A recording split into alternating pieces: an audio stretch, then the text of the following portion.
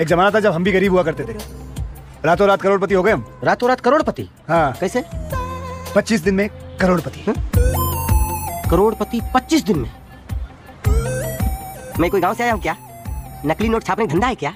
धंधा नहीं है ये। ओह सरक सरक उधर, एक स्कीम है। तो मेरे मित्रों, क्या हाल है तुम सबके? आ गया तू जवान। तो भाइयों, ग्रिगोरियन कैलेंडर वाला नया साल आ चुका है। वैसे कहने कोई नया साल है, बाकी भसड़े सारी पुरानी वाली है और समय के साथ बढ़ती सी नजर आ रही हैं। और आज मैं बात करने वाला हूँ उन्हीं पिछली भसड़ों में से एक, संदीप वर्सेस विवेक के बारे में, जिसे देखकर कोई निष्कर्ष निकले ना निकले, पर एक बात तो कहना चाहूंगा कि विवेक जी कुछ महीने के लिए घड़ी वड़ी साइड रख लो, क्योंकि टाइम देख के कुछ फायदा नहीं है। बहुत खराब चल रहा है आपका। और जिस तरह संदीप जी स्कैम का ढोल पीट रहे हैं, हो सकता है आपका गुस्सा आसपास के लोगों पर निकलने लगे। और सही में बहुत ही अजीब माहौल है। यूट्यूब इंडिया के दो सबसे बड़े मोटिवेशनल स्पीकर आपस में ही डीमोटिवेट हुए जा रहे हैं। जहां कोई स्मार्टली खेल रहा है तो कोई इमोशनली खेल रहा है। और इस वर्चुअल भिड़ंत की वजह से एक और बार वो स्कैम लाइमलाइट में आ चुका है, जिसके लिए कंज्यूमर प्रोटेक्शन और आरबीआई ने कई बार लोगों को बता रखा है। हाँ वही पाव भर के लड़के 3 पीस में आकर 1 महीने में 462 रुपए का चेक और 3 महीने में BMW दिखाकर पैदल घर चले जाते हैं। और इतना सब करते हुए अपने आप को entrepreneur, tiger, gold, diamond, platinum, S. PUBG खेल रहा है क्या? हाँ ले पकड़ मेरी स्कारल पकड़। यूजी है वो। मार दूंगा, भाग जाए यहाँ से। हाँ तो यही सब बताते रहते हैं। बाकी आम बोलचाल में उन्हें बंदे जोड़ने वाला बोला जाता है और ऑफिशियल लैंग्वेज में इसे MLM और कई जगह पॉन्जी स्कीम्स भी होती हैं। तो मामला एकदम गर्म चल रहा है और इसकी शुरुआत का तरीका बड़ा ही कैजुअल था। हुआ क्या कि 16 दिसंबर को संदीप जी के चैनल पर एक वीडियो अपलोड हुआ, बिग स्कैम एक्सपोज के नाम से, जिसमें 2-3 लड़कों ने उन्हें एक बहुत बड़े बिजनेस के बारे में बताया, जिसमें उन्होंने एक कोर्स परचेज किया। कोर्स बेचने वालों की एश्योरेंस थी कि कोर्स के इम्प्लीमेंटेशन के बाद वो लोग लाखों कमाने लगेंगे, पर ऐसा हुआ नहीं। कैजुअली बोला जाए तो उन लड़कों के हिसाब से उनका कट चुका था। अब जब उन्हें इस कोर्स से कोई वैल्यू नहीं मिला तो कोर्स सेल करने वालों ने उनसे यही कोर्स बिकवाना शुरू कर दिया, ताकि वो लड़के कोर्स बेचने के कंपाउंड कमीशन के घेरे में उस कमीशन से लाखों कमा सके। ये सही है गुरु, तुम गए थे उनके कस्टमर बनने, उन्होंने तुम्हें अपना सेल्समैन बना दिया। पर हुआ क्या कि ये लौंडे यहाँ भी कुछ ना कर सके।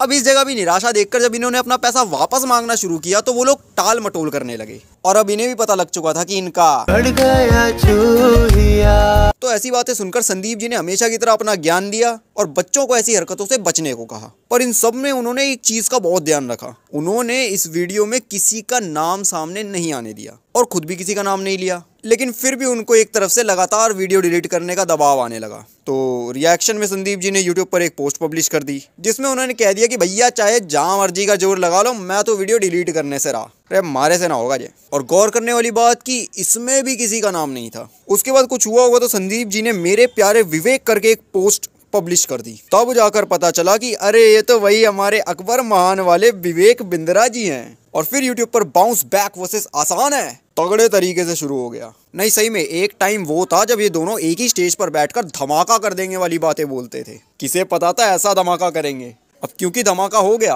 तो विवेक जी ने भी एक पोस्ट डाल दी कि भैया दम है तो मुझे अपने शो पे बुला लो, सब कुछ क्लियर कर लेते हैं। साथ ही संदीप जी ने एक और वीडियो निकाल दिया, जिसमें उन्होंने इसी बहुत बड़े बिजनेस को एक्सप्लेन करते एक लड़के की उतार दी। उसके बाद विवेक जी यूट्यूब पर लाइव आ गए। एक तो विवेक जी बोलते इतना फास्ट है, साला पहला सेंटेंस पकड़ते समझते पूरा पैराग्राफ निकल जाता है। 0.5x पर कोई वीडियो देखो तो लोफी बन जाती है, पर विवेक जी उस पर नॉर्मल मोड में होते हैं। साला मुझ 1.5x पर वीडियो देखने वाले को उनकी वीडियो 0.5x पर देखनी पड़ गई। तो देखी मैंने उनकी वीडियो, जो कि उनकी दूसरी बड़ी गलती मानी जा सकती है। अरे भाई तुम हर तरफ से गिरे जा रहे हो। संदीप जी तुम्हारा बिजनेस उड़ा रहे हैं, आपके ब्रदर इन लोग घरेलू हिंसा के केस में आपकी रेपो उड़ा रहे हैं, लोग सोशल मीडिया पे खिल्ली उड़ा रहे हैं और कुछ गधे आपकी मेरिटोक्रेसी वाली नो डाउट सही ओपिनियन पे ट्विटर पर बवाल काट रहे हैं। देखो ट्विटर वाला इस वीडियो में मैं एक्सप्लेन नहीं करूंगा, क्योंकि वो पागल लोग हमेशा एक ही फ्री का रोना रोते रहते हैं। तो भाई विवेक जी तुम्हारे चारों तरफ से लगे हुए हैं और तुम भी तगड़े इमोशनली डैमेज्ड हो। ऐसे में लाइव आना बहुत ही रेयर केस में एक स्मार्ट मूव माना जा सकता है, लेकिन सर जी लाइव आए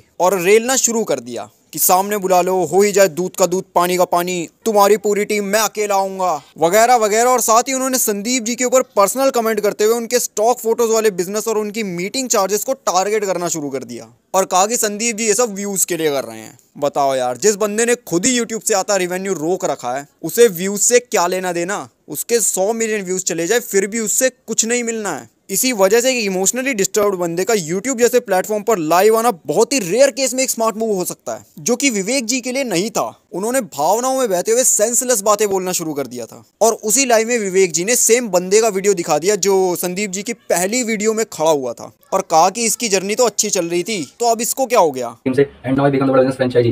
मैं RNS billionaires blueprint programme join करा था, क्योंकि ना जो मैं पढ़ाई कर रहा था ना, तो मेरे को उसमें इंटरेस्ट नहीं आ रहा था। उसमें मेरे को प्रैक्टिकल नहीं दिख रहा था। जो मैं पढ़ाई कर रहा था, मैं सीए कर रहा हूँ, मेरे को जो मैं पढ़ाई कर रहा था मेरे को लिटरली इंटरेस्ट नहीं आ रहा था। मतलब जब मैं पढ़ाई कर रहा हूँ उसमें प्रैक्टिकल चीज़ दिख नहीं रही थी। तो मैंने ना बिलियनियर्स ब्लूप्रिंट प्रोग्राम की लॉन्चिंग जब देखी, तो उसमें मैंने देखा कि जो लोग सिखा रहे हैं वो बिलियनियर्स लोग हैं, मतलब प्रोफेसर जो बिलियनियर्स प्रोफेसर हैं। और तो मैंने जब वो वीडियो देखी तो मेरे को क्लियर हो गया, हाँ मेरे को यही तो सीखना है। मेरे को मैंने वो जब देखा, हाँ यही मैं वही सीखना था, यही सीखना था। मेरे को क्लियर हो गया वो देखने के बाद। फिर बात आई यहाँ पैसे की दिक्कत, ये दिक्कत वो दिक्कत। तो मतलब मेरी ऐसी मतलब जर्नी ऐसी 30 दिन की जर्नी, मतलब जहाँ पर बैठे ट्रेनिंग लिए। तो और विदिन 4 डेज मतलब 3 दिन की ट्रेनिंग होने के बाद ही 4 डेज के अंदर मेरी फर्स्ट सेल भी हो गई। जो लोग कहते हैं कि मतलब कैसे मतलब पैसा कि आएगा नहीं आएगा वो नहीं आएगा, उसकी बता रहा हूँ मैं। विदिन 4 डेज फर्स्ट सेल हो गई मेरी, देख सकते हो आप। और मैं अब टीम से क्वालिफाइड हूँ। टीम से मतलब द मिलियनेयर्स क्लब, जहाँ जिसमें देश के धुरंधर आएंगे 3 तारीख को। बिंद्रा जी, अगर कोई समझदार बंदा ये वीडियो देखेगा तो तुरंत समझ जाएगा कि इस ओवर मोटिवेटेड लड़के की प्लेलिस्ट केवल आप ही की वीडियो से बड़ी रहती होगी और साफ पता लग रहा है कि ये और लोगों को इन्फ्लुएंस कर रहा है ज्वाइन करने के लिए। विवेक जी, मेरे परिवार में भी 5-6 साल पहले कुछ लोगों ने ऐसी ही बातें की थी और इसी चक्कर में मेरी माता और उनका कलेश भी हुआ था और मैं आज तक उस दिन का इंतजार कर रहा हूँ कि वो अपने चेक की फोटो स्टेटस पर लगाएं। अभी तक उनका विशु सक्सेस चल रहा है। और विवेक जी, मुझे एक बात समझ नहीं आ रही। आपने कहा कि अगर कोई कोर्स खरीदता है तो उसे पेमेंट से पहले वीडियो कॉल पे पूछा जाता है कि हाँ भाई तुझे कुछ गलत तो नहीं लग रहा ना, या फिर जब वो एज एन आईबीसी ज्वाइन करता है तब भी उससे पूछा जाता है, जो कि एकदम सही है, पूछा जाना चाहिए। उसके बाद उन आईबीसीज की सारी परफॉर्मेंस रिकॉर्ड होती है, सब कुछ क्लियर रहता है, सारा डाटा ट्रांसपेरेंट है, सारी terms and condition regarding refund clear है। अगर कोई रिफंड चाहे तो टर्म्स एंड कंडीशंस को पूरा करके रिफंड पा सकता है। पर यहाँ एक बात समझ नहीं आ रही कि अगर आपके प्रोडक्ट में सच में इतना दम है तो इतनी पूछताछ क्यों। अरे भाई, जिस प्रोडक्ट में सच में दम होता है उसे हमने खरीदा, सामने वाले ने बेचा, बात खत्म। अब ऐसा थोड़ी है कि मैं चाय पत्ती खरीदने गया और मेरे पास कंपनी वालों का कॉल आ रहा है कि हाँ सर जी, आपने सब कुछ देख कर ही खरीदा है ना, आपको कोई शक तो नहीं है ना, आपसे कोई जबरदस्ती तो नहीं की जा रही ना, आपकी इच्छा तो है ना पेमेंट की। मतलब पहले से बैकअप बना के रखो कि हाँ अगर फ्यूचर में टंटा करेगा तो वीडियो दिखा देंगे इसको। राजा जी। और अगर बंदा आपका एबीसी बनकर सेल नहीं मार पा रहा है या लोगों को सेमिनार तक भी नहीं ला पा रहा है तो सर जी काय बात के मोटिवेशनल स्पीकर हो आप अपने एम्प्लॉयज को मोटिवेट नहीं रख पा रहे यार।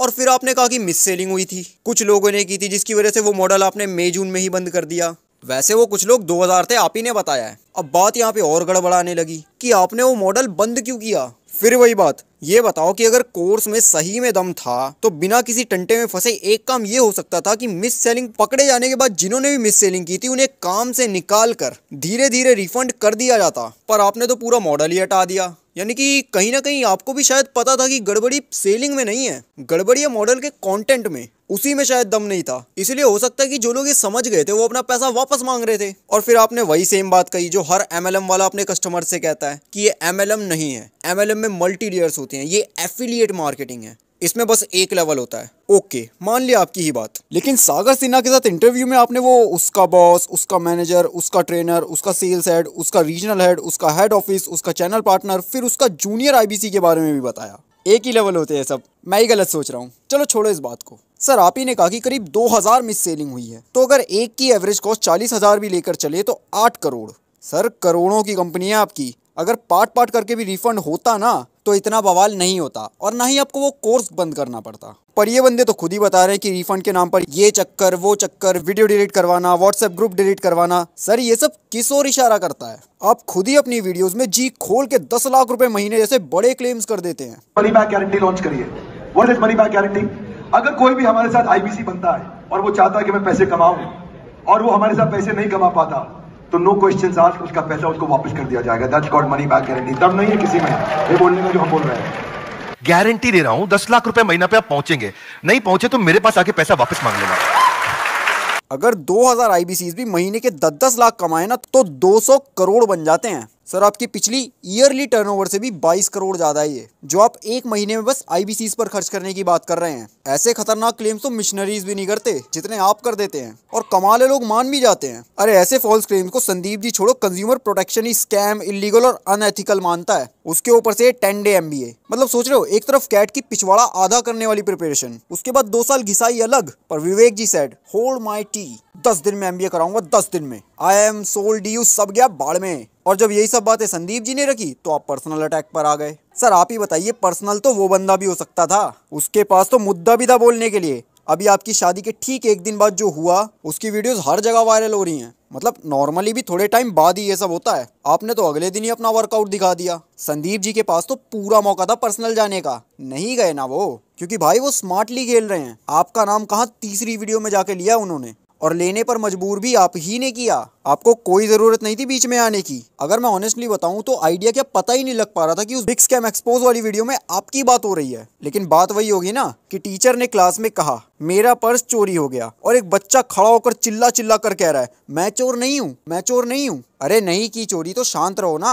वो वीडियो मुश्किल से 3-4 दिन चलती है और फिर लोग भूल भा जाते हैं उस चीज को। बताओ, एक बंदा 2 वीडियो एक पोस्ट डालकर भी इतना लिहाज रख रहा है कि आपका नाम सामने ना आने दे, और आप उसके गले ही पड़ने लगे। उड़ता तीर खुद पकड़ा और फिर लाइव में आकर इमोशनली कुछ भी बोलने लगे। सर आपने स्मार्टनेस पर कितनी ही वीडियो बनाई होंगी, एक आधी तो अप्लाई कर लेते। और संदीप जी, सामने वाला जाने मन बोल रहा है आपको, हो सके तो फिजिकली थोड़ा दूर रहना, कहीं आपके कान के पर्दे फटे मिले। वो क्या है ना सर जी की आवाज इतनी दिव्य है कि आम कानों के बस की नहीं है इतनी इंटेंसिटी झेल पाना। और मेरे हिसाब से विवेक जी के पास अब भी एक चांस हो सकता है बचने का। अगर विवेक जी डाटा दिखा दे कि कितने बच्चों ने उस कोर्स को अपने जीवन में उतार कर एक्चुअल में महीने का लाखों कमाना शुरू कर दिया है, और उन बच्चों की संख्या अभी तक कोर्स परचेज कर चुके बच्चों का कितना परसेंटेज है, तो शायद विवेक जी बच जाएं। और भाई का तो बतेरा कॉन्फिडेंस है, डाटा तो होगा ही। और अगर नहीं है तो भैया अब लोग 10 डे एमबीए के पीछे पड़ चुके हैं। कोशिश करना सर जी कि इस कोर्स में कुछ वैल्यू हो, क्योंकि लदने के चांस तो बढ़ते ही जा रहे हैं। अब भैया बात रही मेरी कि मैं किसके साथ हूँ,